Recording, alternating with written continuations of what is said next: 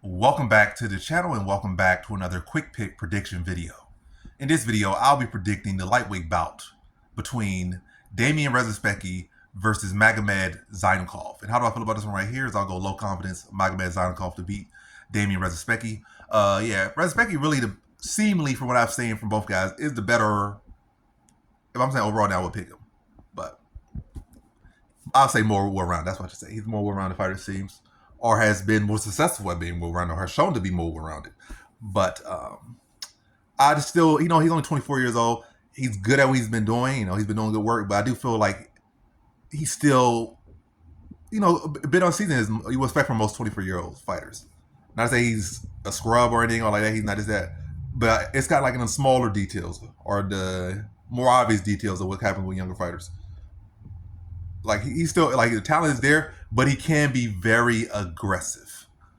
And against a guy like Zaynukov, who's probably just about as experienced in MMA or less experienced in MMA, but the striker Zaynukov is 30, 31, and he has had an extensive striking career.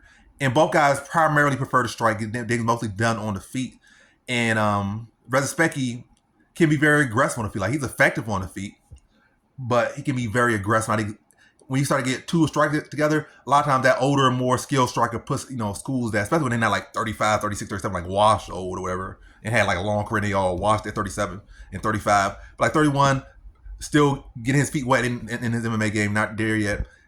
Probably smack dab in the MMA prime at 31 years old. Extensive kickboxing career and Muay Thai career, that spanned a decade or more. Probably decades, that's easy to say decades. And you can see the experience difference from Zaynukov striking and Rzepecki striking. I think that's where it's going to play out. And that's going to play in that game as well. And also, like, Zaynukov doesn't train with Islam Makhachev and see solid grapplers all the time. So I still think his grappling suspect, but I think it's enough to address Rzepecki's grappling. Then I think it kind of plays out more so on the feet.